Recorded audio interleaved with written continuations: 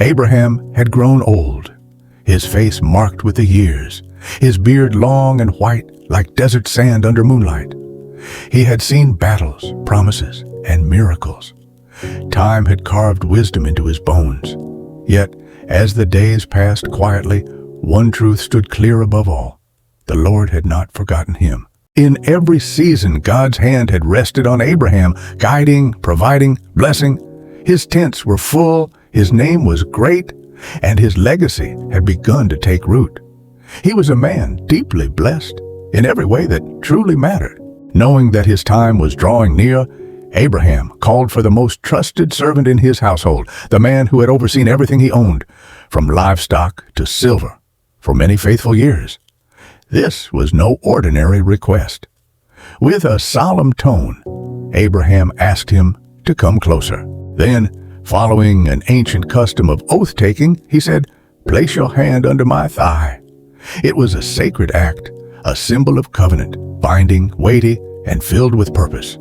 Abraham was preparing to entrust this servant with a mission that would shape generations. With eyes that had seen the rise and fall of cities, Abraham looked intently at his servant. This was no casual instruction. It was a vow tied to divine destiny. "Swear to me," he said, "by the Lord, the God who rules the heavens and the earth." His voice, though aged, was firm with conviction. He would not allow Isaac, the child of promise, to be entangled with the ways of the Canaanites among whom they dwelled. The land was temporary. The covenant was eternal.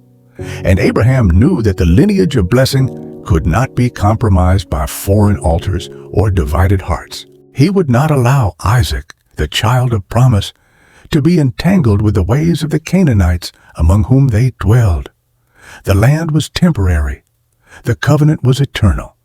And Abraham knew that the lineage of blessing could not be compromised by foreign altars or divided hearts. Isaac's future, his marriage, had to be grounded in the same soil of belief, the same fear of the Lord. Among his own people, where the name of God was still honored, a bride would be found, not just for companionship, but for covenant. The servant, wise and careful, weighed the task with sober thought. This mission was not simple. It touched the future of a nation. So he spoke, his voice laced with caution. "What if she won't return with me?" he asked. "What if the woman you speak of refuses to leave her homeland, her family, her world? Shall I then take your son, your only son, back to the land you left behind?" It was a fair question, a heavy one, for the path of obedience had to be clear, not assumed. Abraham's answer came swiftly, without hesitation, without doubt. His eyes narrowed with urgency as he responded, "Make sure you do not take my son back there." It wasn't just instruction, it was a command, born from deep conviction. The land he had left behind was not part of Isaac's inheritance. God had called Abraham out, away from the familiar, into promise. To return would be to retreat. And Abraham would not allow the journey of faith to be undone, not even for marriage. Abraham's voice steadied, anchored in remembrance. "The Lord, the God of heaven," he said, "the one who called me out from my father's house, who led me away from the land of my birth, he is faithful." Every step Abraham had taken was guided by a promise spoken under the stars, a vow from God himself. "To your offspring I will give this land." That oath shaped Abraham's every decision, and now with unshakable faith, he declared, "God will go before you. His angel will lead the way. You will not walk alone." This was more than a task. It was a divine assignment under heavenly escort. Abraham's tone softened, but his conviction did not waver. "If the woman is unwilling to return with you," he said, "then you're free from this oath." He understood the weight of human will. He knew God would not force hearts, but he also knew the line must not be crossed. "Even then," he warned, "do not take my son back there." No matter the outcome, the boundary stood firm. Isaac's future belonged in the land of promise, not in the past Abraham had left behind. Obedience to God was not up for negotiation. With the instructions clear and the weight of destiny upon him, the servant drew near. In reverence and solemnity, he placed his hand under his master's thigh, an ancient sign of binding agreement. In that sacred moment, he swore an oath to Abraham, an oath rooted not just in loyalty but in obedience to God's unfolding plan. The mission was now sealed. The journey ahead would not be his alone. It carried the legacy of a covenant, the future of a nation, and the honor of a vow made before the God of heaven. With the oath sealed and the assignment clear, the servant began his journey. He prepared 10 of his master's camels, strong, enduring beasts, each one laden with treasures, fine garments, costly spices, and gifts fit for a bride. These were not merely offerings. They were tokens of Abraham's wealth and seriousness, symbols of honor for the family he sought to meet. With every step, the servant moved with purpose, crossing deserts and rivers, guided by faith and duty. At last, he arrived in Aram Naharim, a distant land nestled between waters, a place where destinies would soon collide. As the sun dipped low, casting golden hues across the horizon, the servant brought the caravan to a halt just outside the town. Dust clung to the camels' legs as they knelt beside a well, the heart of evening life in this quiet place. It was the hour when jars clinked and laughter echoed, when women came, graceful and strong, to draw water for their households. This wasn't just a resting point, it was a moment of divine anticipation. The servant watched the path, knowing that what came next could shape the future of Abraham's lineage. There by the well, with the quiet murmurs of the approaching evening all around him, the servant bowed his heart in prayer. He lifted his eyes to heaven, not in ritual, but in deep dependence. "Lord God of my master Abraham," he whispered, "make this day count." This was no ordinary request. He wasn't praying for himself, but for the man he had served all his life, for the promise spoken long ago. "Show kindness," he pleaded, "not to me, but to Abraham." In that prayer was faith, humility, and a longing for God to move, right there, right then. The servant looked around, taking in the setting with keen awareness. The camels rested behind him, the evening breeze rustled the air, and the well stood quietly before him, timeless, deep, waiting. He continued his prayer, speaking from the stillness of his soul. "Here I am," he said, "standing beside this spring." His words were not dramatic, but filled with expectancy. He knew that the ordinary often hosted the miraculous. Around him, the footsteps of young women began to echo, daughters of the town, coming with jars in hand, each one a possibility, each one perhaps an answer from heaven. With a heart full of hope, the servant laid out a sign, not out of doubt, but in search of divine clarity. He asked not for thunder or dreams, but for something simple and full of character. "Let it be," he prayed, "that when I ask for a drink, the woman answers with more than kindness. She offers to water the camels too." It was a test of heart, of humility, of generosity. A servant's heart for a servant of God's promise. In that one moment of compassion, he would see God's fingerprint. It wouldn't just be about beauty or words, it would be about evidence of grace. That would be the sign. That would be the one. Even before the final words left his lips, the answer was already in motion. There she was, Rebekah, emerging from the town with a jar balanced gracefully on her shoulder. Unaware of the prayer she was walking into, she moved with purpose, like any other evening. But heaven was watching. She was no stranger. She belonged to Abraham's own family, the daughter of Bethuel, the granddaughter of Milcah and Nahor, Abraham's brother. Bloodline, destiny. Without realizing it, Rebekah stepped into a divine appointment, written long before she ever reached the well. She was more than just beautiful. Her presence carried a quiet grace that set her apart. A virgin, untouched and modest, her life spoke of dignity and discipline. As she approached the spring, She moved with calm confidence, drawing water as part of her daily rhythm. No angelic announcement, no sign from the heavens, just a young woman going about her duties. Yet, with each step, she was walking deeper into a divine plan. She filled her jar and turned to go, unaware that her simple task was about to become the answer to a servant's prayer and the beginning of a legacy. As she turned to leave, the servant didn't hesitate. His heart stirred. This could be the moment, the sign he had asked for. With urgency and hope, he stepped forward and hurried to meet her. His voice was respectful, his tone humble. "Please," he asked, "give me a little water from your jar." It was a simple request, yet behind it lay the weight of a promise, the echo of a prayer still fresh in his heart.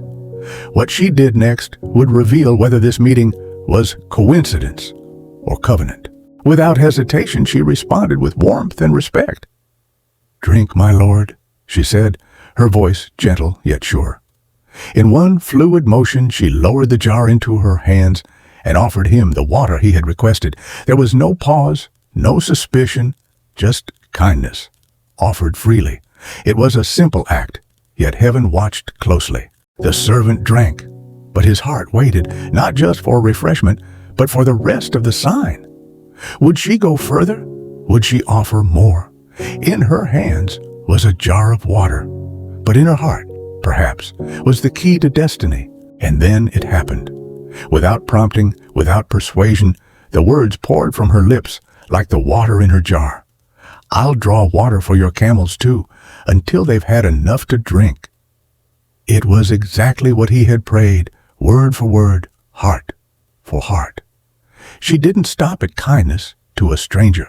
She extended compassion to 10 weary camels, creatures that could drink gallons each. This was no small task. It was service. It was generosity. It was the sign.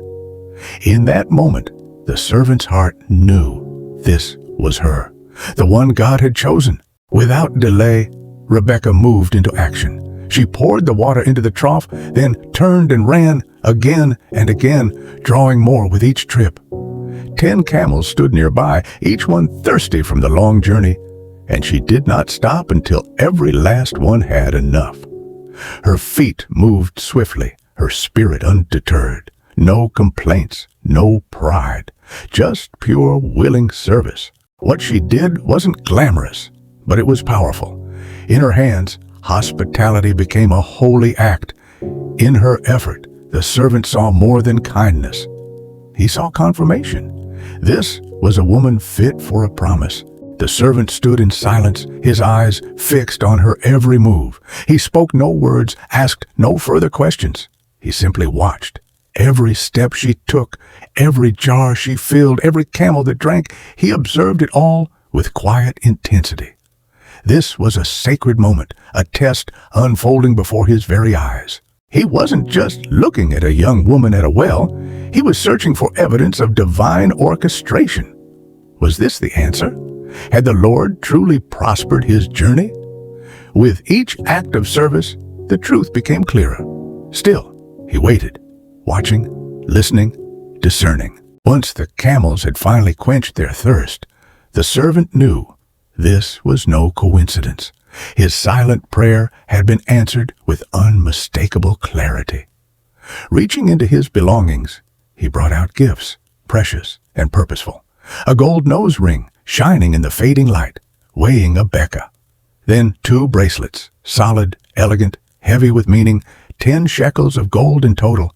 These were not mere adornments. They were symbols of honor, of gratitude, and of something greater stirring beneath the surface.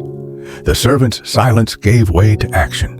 The girl who offered water had just been marked by heaven. With reverence and anticipation, the servant finally spoke. The gifts had been given, the signs fulfilled. Now came the moment of confirmation. "Whose daughter are you?" he asked, his voice steady yet hopeful. The question carried more weight than it seemed. If she was of Abraham's kin, then the journey had not only been successful, it had been divinely orchestrated. Then, humbly, he added, Is there room in your father's house for us to spend the night?" He wasn't just seeking shelter. He was seeking connection, the final thread in a tapestry woven by God. Her answer came without hesitation, yet it struck the servant like thunder from a clear sky. "I am the daughter of Bethuel," she said, "the son Milcah bore to Nahor." In that moment, everything aligned. Not only was she kind, generous, and full of grace, she was family, the very lineage Abraham had spoken of. The servant's heart must have leapt within him. This wasn't just a good match. It was a divine match. The God of heaven had not only led him to the right well at the right time, but to the very bloodline of promise. As if her words weren't already confirmation enough, she added with warmth and generosity, "We have plenty of straw and fodder, and room for you to spend the night." Her kindness extended beyond the camels. Now it welcomed the traveler himself. Hospitality flowed naturally from her heart, just as water had from her jar. She was not only the answer to a servant's prayer, but a reflection of the very values Abraham cherished: kindness, generosity, and honor. Her home would not only receive him, it would unknowingly receive a divine mission.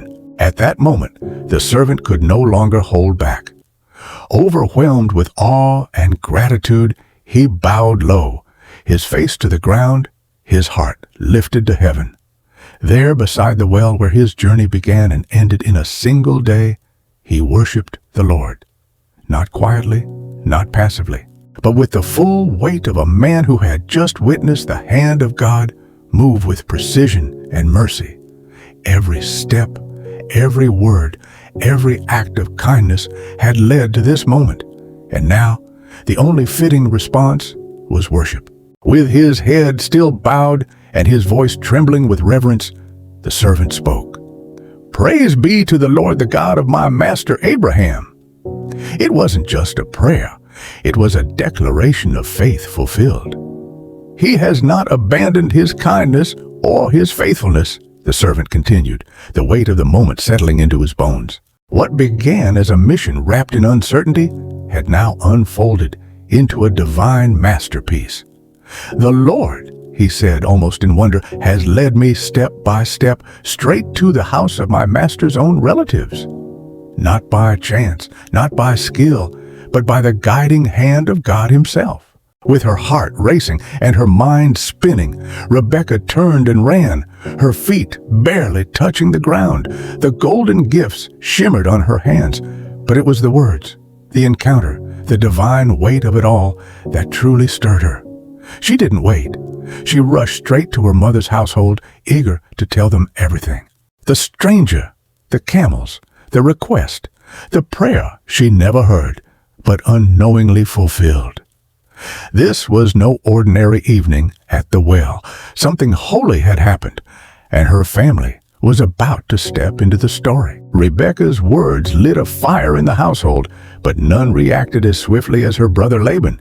Protective, curious, and sharp-eyed, he saw the gold, heard the story, and moved with urgency. Without delay, he rushed out to the spring, his steps quick and determined. This wasn't just about hospitality. It was about something sacred, stirring at the edges of their family's life. Laban didn't yet know the full story, but something told him this man wasn't ordinary, and the moment at the well was only the beginning. The evidence was undeniable. The gold nose ring, the heavy bracelets on Rebekah's arms, gifts far beyond casual kindness. And when Laban heard her recount the man's words, his curiosity became certainty. This was no ordinary traveler. There was purpose here, wealth, reverence, and a story bigger than them all. So Laban made his way quickly to the spring, his eyes searching until they found the man still standing there, quiet, calm, by the camels, just as Rebekah had said. The scene was unchanged, but the atmosphere was charged. Something divine had touched their lives, and Laban was now stepping into it. Laban's words broke the stillness, filled with a mix of honor and urgency. "Come, you who are blessed by the Lord," he said, a statement of recognition, not flattery. He saw it now. This man wasn't just a visitor. he was sent. "Why are you standing out here?" Laban continued, as if the outdoors were no place for someone chosen by God. "The house is ready. A place has been prepared for your camels." In those words was more than hospitality. It was a welcome into the unfolding of destiny. The stranger would not remain a stranger for long. The servant followed Laban back to the house, the long journey now leading into rest. As they arrived, the camels were carefully unloaded, the weight of the gifts and the miles behind them lifted at last. Generous hands brought straw and fodder for the animals, ensuring they too were honored guests.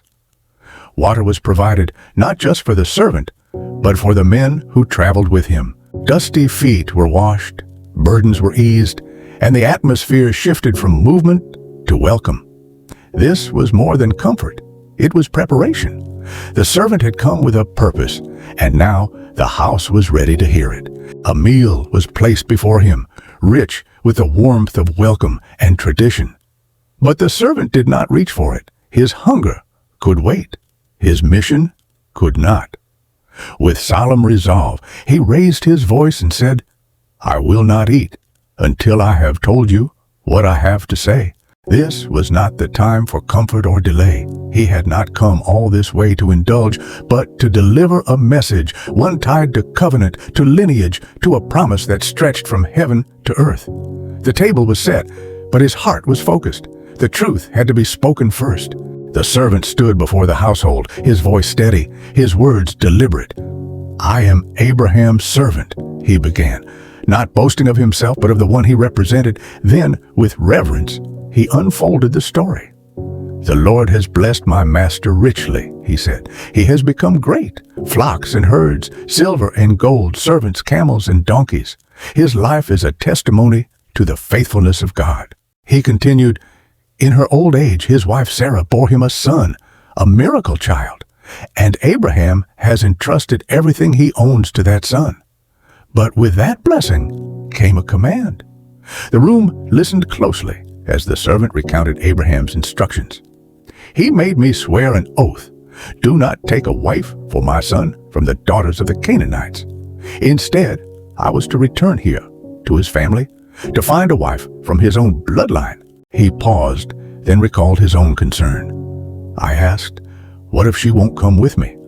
But my master answered with certainty, 'The Lord, before whom I have walked faithfully, will send his angel with you. He will make your journey successful." This wasn't just a story. It was a testimony. Every detail spoke of divine guidance. Every word carried the weight of a promise unfolding in real time. The servant's voice carried the weight of divine timing as he continued his story. "Abraham told me," he said, "that if your family refused, I would be released from the oath, but I believed the Lord would lead me." Then he described the moment that had just unfolded hours before, clear, specific, and sacred. "When I came to the spring today," he said, "I prayed in my heart to the Lord, the God of my master Abraham. I asked him for a sign, not vague, but exact." He replayed the prayer aloud. "If a young woman comes to draw water and I ask for a drink and she replies, 'Drink, and I'll draw for your camels too,' then I would know she is the one you have chosen." And then he paused, letting the wonder hang in the air. "Before I had even finished praying in my heart," he said slowly, "Rebekah came out, her jar on her shoulder. She went down to the spring and drew water. And I asked Hector, 'Please give me a drink.' The timing was too perfect, too precise to be coincidence. This was a divine encounter, unfolding before their very eyes. The servant continued, his words now flowing with both clarity and awe. "She quickly lowered her jar and offered me a drink. Then, just as I had prayed, she added, 'I'll water your camels too.' She did exactly what I asked of the Lord, without even knowing." He looked around the room, letting each word settle like sacred truth. "After I drank, I asked her, 'Whose daughter are you?' And when she said she was the daughter of Bethuel, son of Nahor and Milcah, I knew." His voice trembled slightly. She was family. She was the answer. Moved by reverence, he recalled, I placed the ring on her nose, the bracelets on her arms, and then I bowed in worship. I praised the Lord, the God of my master Abraham, who led me with such precision down the right road, to the right house, to the granddaughter of my master's brother. Then came the moment of decision. Now, he said plainly, if you will show kindness and faithfulness to my master, tell me, and if not, say so I may know which path to take. There was no hesitation in the response. Laban and Bethuel looked at one another and answered with reverence, This is from the Lord. We can say nothing one way or the other. The matter was settled, not by man, but by God himself. Laban and Bethuel spoke with finality and faith. Here's Rebekah. Take her and go. Let her become the wife of your master's son, as the Lord has directed. It wasn't a negotiation.